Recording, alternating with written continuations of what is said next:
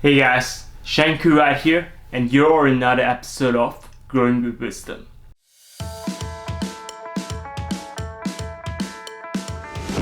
We have been in lockdown for the past couple of weeks, and I'm sure a lot of you guys want to go out and visit your friends and family. Thankfully, the number of cases has been stable, and we finally see a little flattening in the curve. In fact, recently the government has announced of the easing of lockdown laws so as to allow us to go out a little bit more and visit our friends and families, which we haven't been able to for the last couple of weeks. That being said, we must bear in mind to continue the safety measures and precautions so as to prevent a second wave from happening. Despite that, there are still a few things we can take away from this outbreak and learn from them as we gradually transition back into our lives. One of the things I love about our current situation is emptyness. When we do our grocery shoppings, don't we love the ability to be able to shop freely, spend our time looking at things without being overcrowded? There are no more screaming kids that escape their parents, no more trying to maneuver into an aisle full of shopping trolleys, and no more missing out on the latest bargains because we're not pushy or shovey enough. When I commute to work, I wouldn't have to spend hours in an overcrowded and noisy train. There are always enough seats, and people actually make an effort to try and maintain their distance from you, giving you adequate personal space.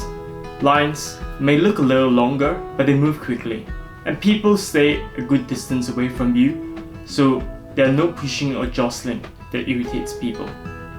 For once, we can appreciate the things around us, the quietness, the nature, and our personal space in this overpopulated city. We may be apart, but we're never closer. During the lockdown, Emily and I basically stayed at home unless we have to go out to buy groceries or when I have to leave for work. We did not visit our friends and family. We relied on video conferencing apps such as Zoom and House Party to keep in touch with each other, but we can all agree that it is not the same. While we are unable to see our friends and family physically, I noticed that people are sharing how grateful they are to being able to be in touch with their friends and family. And this is something that we take for granted very often. While we are video conferencing, both parties have their undivided attention and speak to each other. Now, think back to the time where there is a family gathering where everyone is there physically. You will notice that a lot of people are in groups, and some people will peel off to do their own things.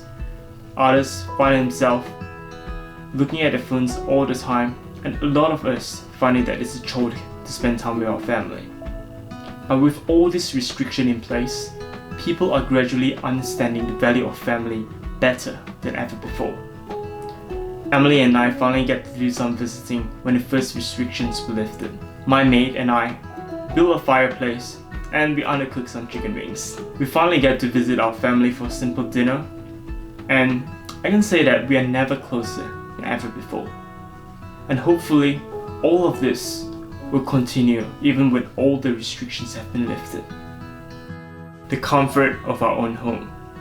One of the things that I learned from this lockdown is discovering how little we actually need in life. Prior to this lockdown, some of us are always going out, always on the constant search for new restaurants to try, places to visit, cafe hopping, shopping for new stuff, just to keep ourselves occupied.